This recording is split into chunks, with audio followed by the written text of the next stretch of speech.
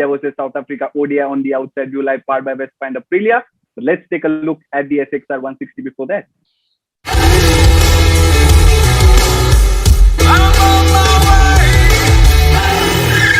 You're late. Don't just live life, maxify it. Right then, back again on the Outside View Live, powered by Vespa and Aprilia. Fifth India versus South Africa ODI. South Africa, remember, have taken an unassailable 3-1 lead in the series. This is the final encounter of the series. And the news is that South Africa have won the toss, chosen to bowl first again. Claire, that morning field in Lucknow seems to be making captains to bowl first after winning the toss through the series. Absolutely. Clearly, they like to have a little bit of a bowl first. So look, I'm just really excited to see Sinead back in the team, and not for any reason other than, you know, it's good to have your sort of, and unfortunately, you've got to remember she's our second choice captain at the moment. So it's good to have her back in the team, and so I think that's pretty good. I think you know, both teams have had an issue with bowling. We need to be honest about it, and the batting at times on both sides has been really, really great. The fact that we've got scores over 250 in 2 games, South Africa chased down their highest ever total to win a match was fantastic. So across the board, I think South African top order, Indian top order have been really good.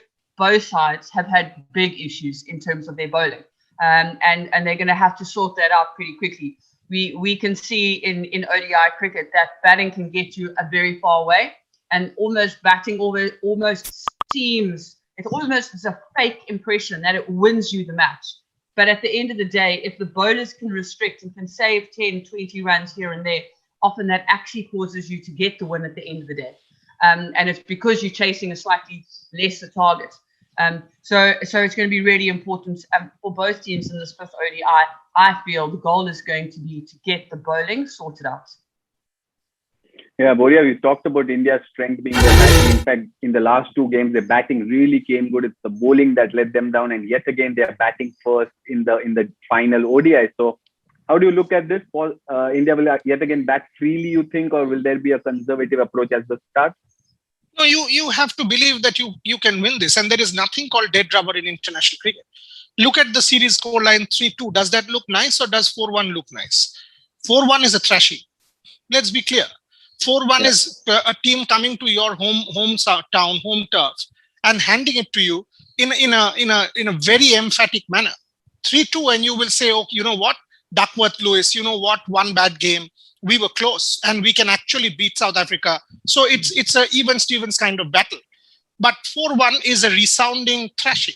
So you've got to believe that this is a new game. It has nothing to do with what has transpired in the series. We will go out there and express ourselves to the best of our ability.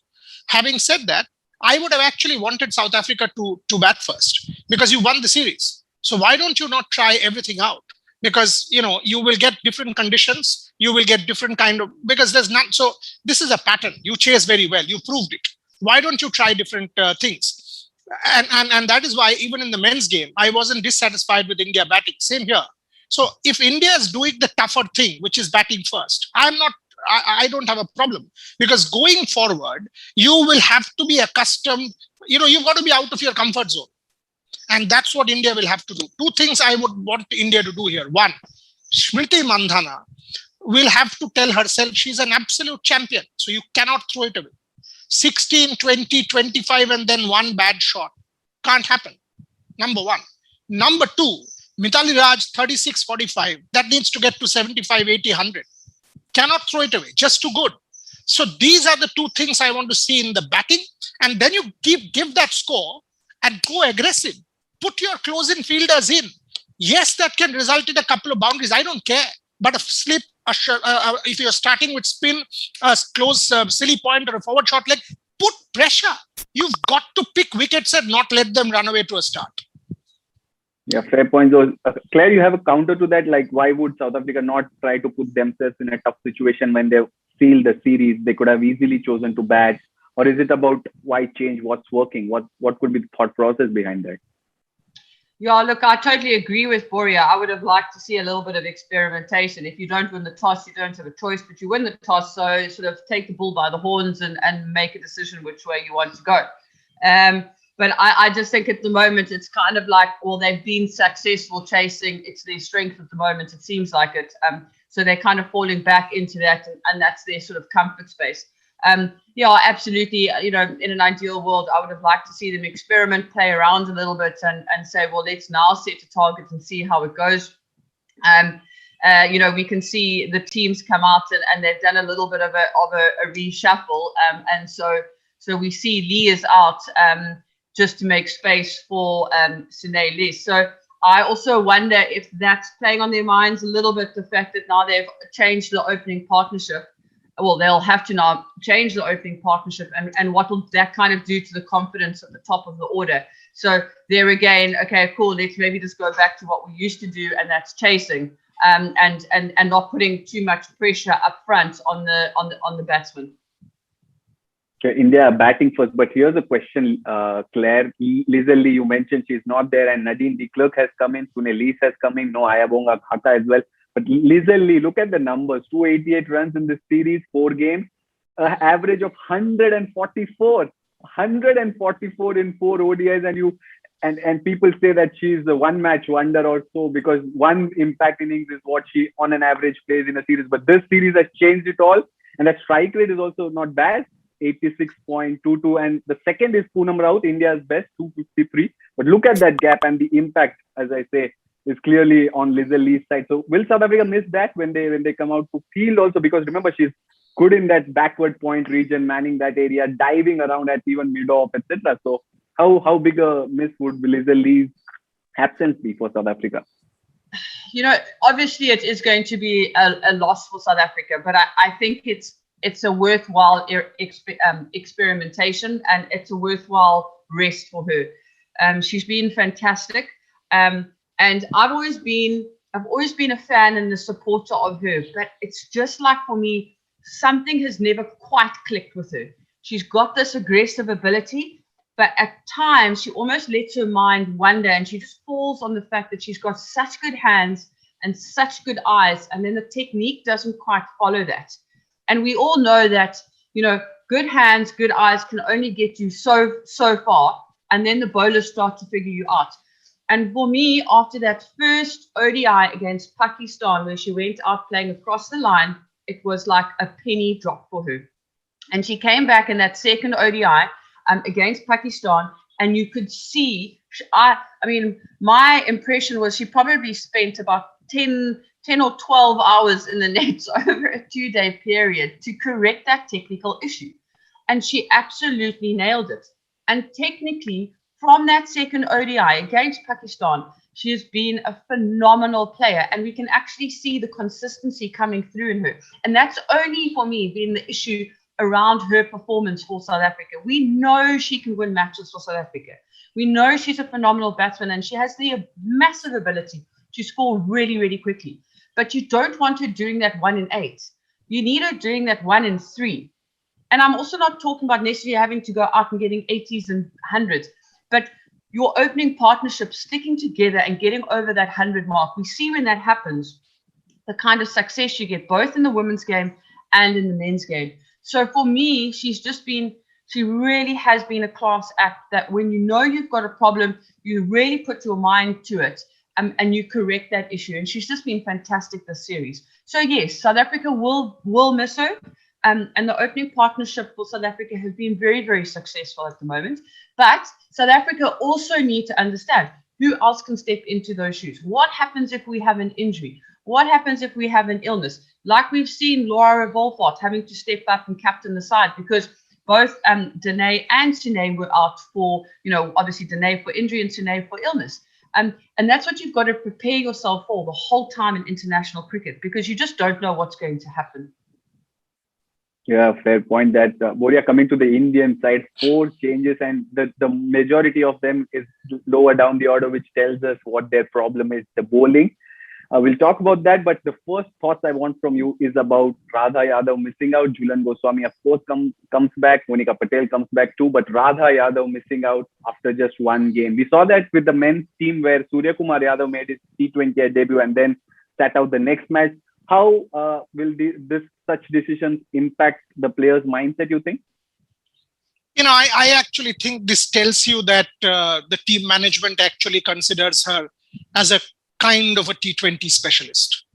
And they will fall back on Ekta Bisht going forward again, especially in the 50-over format. Because otherwise you can't explain this. One bad game and you cannot just change it. Rajeshwari Gaikwad has been retained. She has played all the games. If you wanted Radha Yadav, you could have rested Rajeshwari Gaikwad and got her in, right? So this tells you that clearly the coach, the captain, wants Radha Yadav in a particular format, and they are giving indications to the selectors what their point of view is. That is how I read the situation. I'm not mincing my words here. I mean, I could have couched it in a very diplomatic manner, but no, the indication is she's a T20 specialist, not maybe ready for this format. And that's what I understand. Is that wrong or right? There is no wrong or right. But clearly it is also about faith. It is also about confidence. And I don't see that as a problem. If you see Ekta Bisht and Shikha Pandey in domestic cricket, man, oh boy, how can they sit out? What basis have you dropped them? On what basis is the Neetu David selection committee going to justify the inclusion of a Monika Patel over a Shikha Pandey, or the inclusion of a Radha Yadav over Ekta Bisht? For what? You just can't say I will give somebody rest when you've not played international cricket for 1 year. So I think that is the sort of writing between the lines, and I have no problems with that. Yeah, and is it also an admission that the team got the combination wrong in the fourth ODI, where we saw just the lone pacer in Mansi Joshi? Because we see Jhulan back, we also see Monika Patel back. The spinners, all those spinners go out. Pratyusha Challaru makes her ODI debut in place of Poonam Yadav, a misfiring Poonam Yadav. You don't really use that word with Poonam in international cricket, but that such is the time that she's finding it tough to pick up wickets and she sits out. So is it an admission from the team management that they got it wrong in the fourth ODI and it's time for corrective measures and bringing back another seamer in? Good question, but what do you do when your premier bowler gets injured? I mean, had Jhulan Goswami been fit, she would be the first name you write on that list. Unfortunately, she wasn't. And as Claire just said, she's absolutely right. You've got to prepare for eventuality. Jhulan Goswami is not getting younger. So Jhulan Goswami as a fast bowler, Mithali Raj is easier as a batswoman or a batter. But Jhulan Goswami as a fast bowler is not going to get easier. You've got to sort of mollycoddle Jhulan Goswami and protect her. She's that valuable as an asset. So, I mean, any little injury, and I know Jhulan well, I mean, it is a problem. And that's what she keeps telling me. My body betrays. The body is important. You have to have a fit Jhulan Goswami for that World Cup. You cannot let her get injured. So I understand where they were coming from. They had no options. And that is why, how many times will we say that a Jhulan Goswami gets rested or injured? Shikha Pandey walks in and takes leadership roles. She takes leadership roles, standing at mid-on, telling Mansi Joshi what to do. It is not a bad call. It is a howler to leave Shikha Pandey out. Let's be clear about it. It's a howler on the part of the selection committee to leave Shikha Pandey out. Anybody justify the experimentation? Anybody justifies anything? Sorry, can't buy that argument. You need her more because Jhulan Goswami is on the other side of 35 and has to be protected.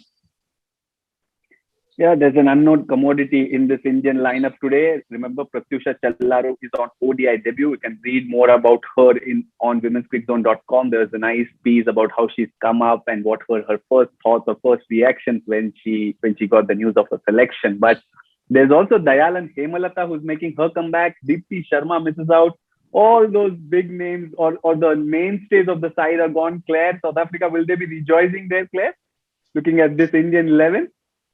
Yeah, well, I think the South African squad and I think the South African management have moved on from those thought processes, which I think is really, really important because I think they've seen it happen to themselves. I was really, really nervous in that third ODI when we didn't have Trisha, we didn't have Sine.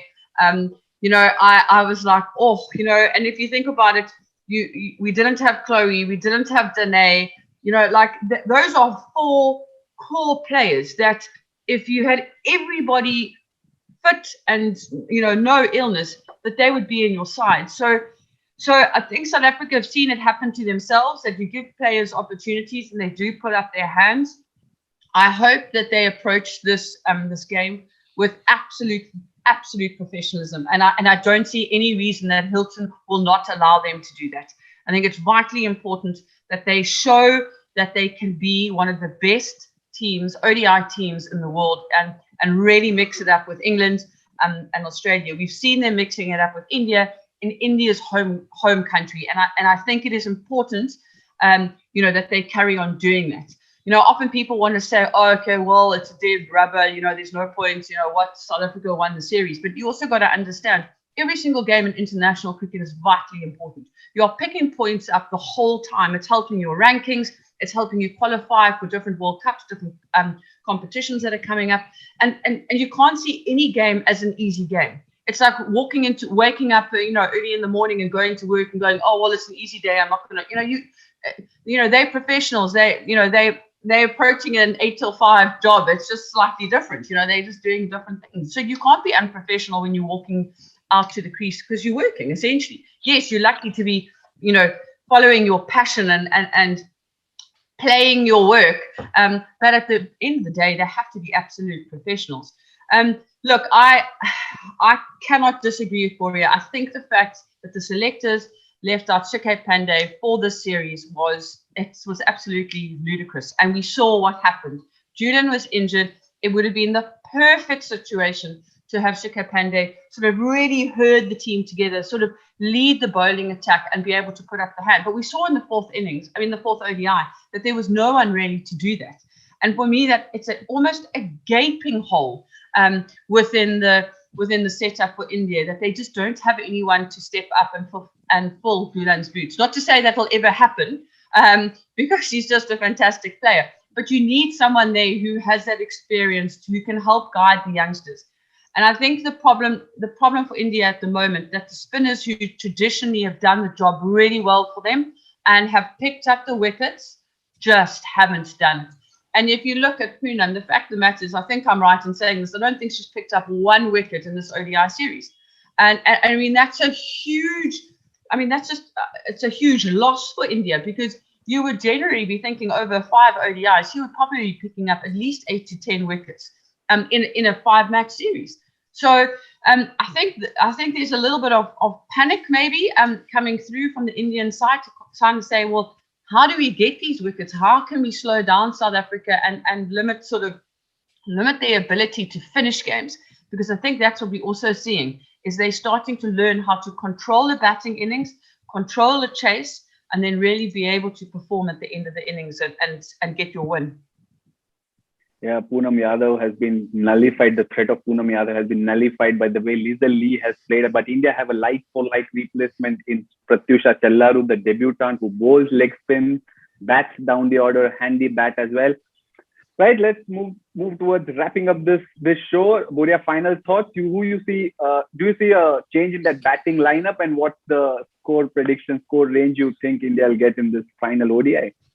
See, first things first. I mean, you said, will there be sort of rejoice in the South African camp, and has India pressed the panic button, etc. Think of what happened with the men's team in Australia. 7 players not there. What did the others do? It's part of history. Adversity brings out the best in champions. Each girl, each lady, each woman who's out there is representing India because she is good. It is not because this is an India B team. Or these girls are part of an India B team. They are part of an Indian team. And they are part of an Indian team because they are good. Okay? So let us not even sort of get into that zone where we say, oh, these are second string. Nobody is second string at international level. Number one. Number two, if I was any of these girls, I would have said, this is my opportunity to stand up and be counted. Put my hand up for my country. This day might not come again. I am 1 in a billion who has gotten an opportunity to stand up for the blue jersey. So I will make this count to the best of my ability. That's what India's approach should be. 270, 275 once again. Push the bar and then come hard at South Africa. No Lee means there is a bit of a void there. Push hard. Jhulan Goswami is there. You have your best bowler back. So you get early wickets, get inroads. I wanted 3-2 because it's very important for India. In international cricket, there is no dead rubber. Yeah, pushed them hard, says Boria Majumdar to India, but we are sure who will be pushing it hard at the start. Shabnim Ismail and Marizan Cup with that new ball in this early Lucknow weather, that dew nipping in. Claire, your thoughts how South Africa will fare in this half and what will be the approximate score that India might get? Look, I just want to see a much better bowling performance from South Africa. We have conceded over 10 extras sort of pretty much consistently through this ODI series, and that is unacceptable at international cricket level. Far too many wides we're bowling, and that's just giving literally, just go and add 10 or 15 runs to the batting scorecard, and you can't do that. You can't afford to do that. And then if you go and look and you go and lose by 10 runs or 8 runs, then you kind of have to look at the bowling performance. So from Ismail's going to be hard on herself. She hasn't had the greatest ODI series, and we know what a great bowler she is, and she's still a great bowler. But she's going to want to come away from India with a little bit of confidence in knowing that she can produce the goods on these wickets. She's been very expensive, and the reason she's been expensive is I think she's got her length incorrect playing on these wickets, and it's been easy pickings, especially for the opening batsman to get her away. Because if you look at how she's done, she's always pulled back her economy at the back end of her bowling spells. In the beginning, she's really got taken for a lot of runs. So for me, it's really important that Shivs produces the goods up front. She's nice and consistent, and she finds her line and length early on. Marizan Cup, I think, has been actually fantastic this whole the whole series. We've almost been able to rely on her, and you've seen both Sudarshanan in the first 2 ODIs, and then Lara Wolfart in the 3rd and 4th one. Cuppy's kept it really tight, very difficult to get her away and score aggressively off her. And when anyone needs, one of the captains have needed to get a wicket, who's been coming back? Marizan Cup's been coming back. So I've been really happy with how she's bowled. But I really, from up front, I would like Shiv to get her confidence back and just find her line and length and really produce a good bowling spell today. Right then, good bowling spell is what Claire expects. 270, 275 is the expected range of score from Boria. India are off to a flyer with Priya Punia hitting the first ball for 4. We'll pick up this conversation on the mid-match show on the Outside View Live, powered by Vespa and Aprilia. See you then.